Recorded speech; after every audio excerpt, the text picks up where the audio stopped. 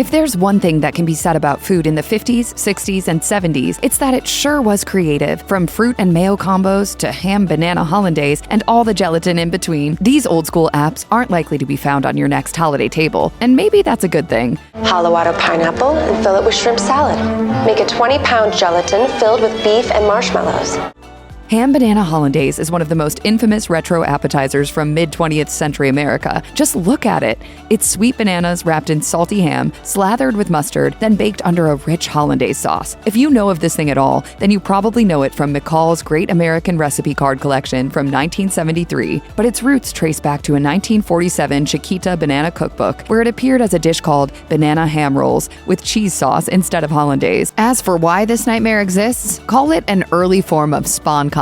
It was part of a post-war marketing effort by Chiquita to encourage banana consumption in savory American dishes. Always money in the banana stand. A bizarre dish in retrospect, it exemplified the era's experimental approach to party food. When home cooks were encouraged to try bold combinations of sweet and savory, the recipe's reliance on convenience products like packaged hollandaise sauce mix and pre-sliced ham also reflects the 1970s fascination with easy, semi-homemade entertaining. Today, it's mostly remembered as a nostalgic oddity that sometimes resurfaces ironically at retro-themed parties. But did anyone ever really like it? Despite its inclusion in popular recipe collections, ham banana hollandaise was never widely embraced. We can't imagine why. It's all liquid. Yet then you put it in your mouth and you have to chew ham, and there's a banana that's just like liquefied in your mouth. Once a Southern staple, the pineapple sandwich is a curious blend of sweet and savory dating back to the late 19th century. I don't know, it has mayonnaise and pineapple. Yuck. Its popularity grew in the early 1900s thanks to Lucille Studley, who successfully canned pineapple in glass jars. At that time, canneries on the West Coast put pineapple in cans, but because of the high cost of shipping, they didn't export east of the Rocky Mountains until they realized that Studley was onto something. Once those canned pineapples were paired with mayonnaise and stuffed between white bread, the sweet and creamy pineapple sandwich became a Deep South staple at events like school lunch sacks and church picnics. Its popularity has since declined, especially outside of the South. Even in the South, many people today have never heard of it, which is probably for the best. Long before grilled cheese became a comfort food icon, there was the cheese dream, a buttery, melty marvel. Its roots trace back to ancient Rome's cheese and bread combos, with the first American reference appearing in a cookbook in 1916. Its popularity soared after Good Housekeeping called it the tried and true tea house friend in 1922. During the Great Depression, the cheese dream became popular for being cheap, easy, and comforting. Early recipes called for closed sandwiches, but by the 1930s, the open-faced broiled version appeared as a way to stretch ingredients, topped with bacon or tomato. By 1957, cheese dreams were advertised as a 55-cent Lenten special in Daytona Beach, Florida's Sunday News Journal. To experience this dreamy dish yourself, start with thinly sliced white bread with the crusts trimmed, butter one side generously, add thick cut cheddar, and fry slowly in hot butter until golden and crisp with gooey cheese inside. For a true vintage finish, serve with some tomatoes or mushroom ketchup. You can also dress it up by slipping in bacon or ham before frying. Rumaki once reigned supreme at cocktail parties. Popularized in the 40s and 50s by tiki restaurants like Trader Vic's and Don the Beachcomber, it typically consisted of chicken livers and water chestnuts wrapped in bacon, marinated in a soy ginger glaze, then broiled to crispy perfection. It was the quintessential hors d'oeuvre of the era, exotic, salty sweet, and with just the right amount of indulgence, often served on toothpicks and devoured in one bite. Trader Vic's founder, Victor Bergeron, is credited with bringing Rumaki into the spotlight, claiming it descended from Chinese cuisine by way of Hawaii. Rumaki became a staple on poo-poo platters and gained serious cultural clout, but as tiki culture faded, so did Rumaki. Modern variations exist, with some swapping liver out for pineapple or scallops, but the original recipe is now mostly reserved for nostalgic cooks and themed events. If you want to make your own Rumaki, wrap canned water chestnuts in half slices of bacon, secure with toothpicks, and bake partially to render the fat. Then glaze with a mix of brown sugar, soy sauce, ketchup, maple syrup, Worcestershire sauce, garlic powder, and cayenne. Return to the oven until caramelized and golden. If you prefer the classic style, add a chunk of chicken liver to each piece, marinate, and reduce the sauce. The cheese ball throwing machine throws a cheese ball at the opposing team's long sandwich.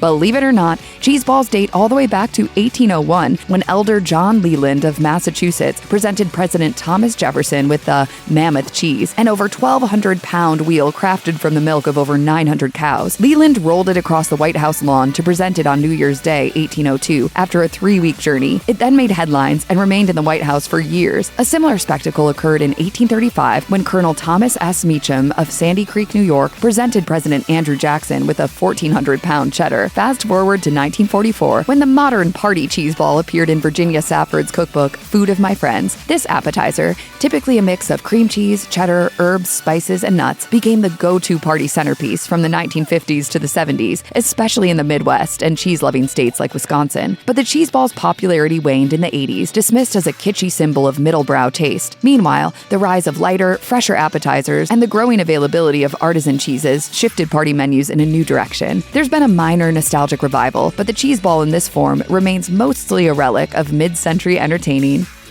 Did you know that celery used to be the star of party platters across America? It needed a little help, but the stuffed version of this veggie was a beloved appetizer in the early 20th century. The concept was simple yet elegant. Fill celery stalks with creamy mixtures like pimento cheese, cream cheese, or savory spreads, creating a delightful contrast of textures. Celery itself had long been a fashionable vegetable in American dining. Back in the Victorian era, it was considered a luxury item, often displayed in decorative vases and served raw with cheese, braised, or dressed with mayonnaise. By the early 1900s, it had become a standard part of formal dinners, especially as a light, palate-cleansing dish. The popularity of stuffed celery peaked from the 50s to the 70s, when simple, easy-to-prepare hors d'oeuvres dominated party menus. But as trends evolved, stuffed celery gradually fell out of favor, with changing tastes favoring dips, spreads, and finger foods with bolder flavors and textures. This once beloved appetizer fell into obscurity.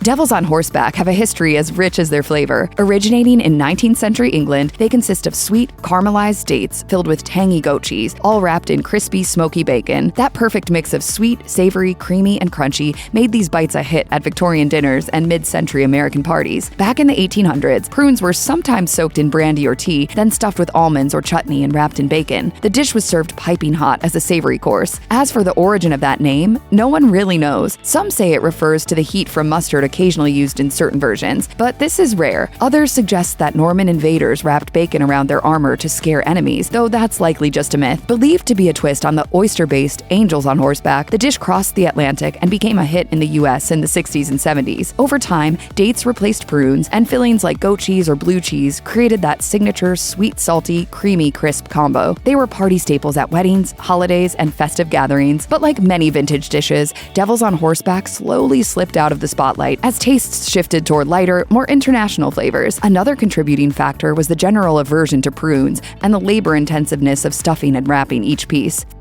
Before charcuterie boards stole the spotlight, fish mousse ruled the party scene. In the 60s and 70s, this creamy, savory spread was a staple at American cocktail parties, but it all began in early 1900s France, where tuna mousse, or mousse de thon, combined canned tuna, mayo, and cream cheese, served cold on crackers or toast. The dish made its way to the US mid-century, and home cooks then put their own spin on it. They added green onions, Worcestershire sauce, or hot sauce, and shaped it into elaborate molds for dramatic flair. This savory showstopper paired perfectly with Ritz crackers and martinis. The Silver Palette cookbook helped cement its place in entertaining culture with a salmon mousse. Gourmet magazine followed in 1996 with a smoked trout mousse. French chef Pierre Frenet also showcased various recipes, such as smoked salmon mousse, sole mousse, and salt cod and potato mousse. By the 80s and 90s, though, fish mousse lost ground to lighter, trendier appetizers like hummus and guacamole. But if you want to revive fish mousse at home, you can blend drained canned tuna, soft butter or cream cheese, a few anchovy fillets, capers, and lemon juice until smooth. Chill and serve with crackers for a nostalgic bite that's sure to spark conversation. What is this? Jellied tomato aspic is a savory gelatin mold made with tomato juice, vegetables, and sometimes seafood or meat, and it was once the crown jewel of mid-century American luncheons and holiday spreads. Though aspics have roots in medieval Europe, where meat jellies were made by boiling animal bones for collagen, the tomato version didn't take off in the United States until the early 20th century. Thanks to the rise of powdered gelatin, home cooks embraced molded salads for their dramatic flair and convenience. These jellied dishes were designed to protect their inner salads from the elements, preserving the layers of flavor and texture within in their gelatinous glaze. By the 40s and 50s, tomato aspic recipes often featured canned tomato juice, onions, celery, and a touch of spice, sometimes with olives, shrimp, or even chicken salad tucked into the center. These vibrant, jiggly molds were loved for their eye-catching shapes and ability to stretch pantry staples into party food. They also captured the post-war fascination with convenience foods and culinary showmanship. Unfortunately, aspics like this have almost entirely disappeared due to the rise of fresher appetizers and appetites shifting away from gelatin-based dishes. Oh, yum. Isn't it fabulous? Emerging during the Great Depression, porcupine meatballs were designed to stretch expensive ground beef by mixing it with uncooked rice, onion, and simple seasonings, then simmering in a tomato-based sauce. Despite the name, they don't contain any porcupine meat. Instead, it comes from how the rice swells and pokes out during cooking, like a porcupine's quills. The earliest known recipe dates to the 1918 cookbook, Conservation Recipes. More meatball recipes began appearing in community cookbooks and food columns in the 1930s and became especially common during the 40s and 50s. The dish was often served as a main course, but occasionally appeared at potlucks or parties as a hearty appetizer option. Variations included the use of onion soup mix or Worcestershire sauce for extra flavor. Porcupine meatballs fell out of favor after the 70s as American tastes shifted toward lighter, fresher, and more international dishes. Health concerns also made heavy, processed meals less popular. Beef tongue canapés consisted of thin, tender slices of cooked tongue that topped crackers or small pieces of bread, while a dab of mustard or horseradish added a sharp kick. How about a little tongue action, huh? They were rich, savory, and surprisingly refined. They weren't just elegant, they were also economical and flavorful, originating from Eastern European Jewish immigrant traditions and other cultures that valued nose-to-tail cooking. This savory appetizer was famous for its rich flavor and tender texture after slow cooking, pickling, or smoking. The popularity of beef tongue canapés peaked in the early to mid-20th century when using all parts of the animal was common and organ meats were less stigmatized. They appeared on buffet tables, cocktail party spreads, and deli menus, but as tastes shifted and offal fell out of favor, these rich little bites faded from the spotlight. But if you're into retro eats or bold flavors, then they're a delicious nod to a lost culinary era.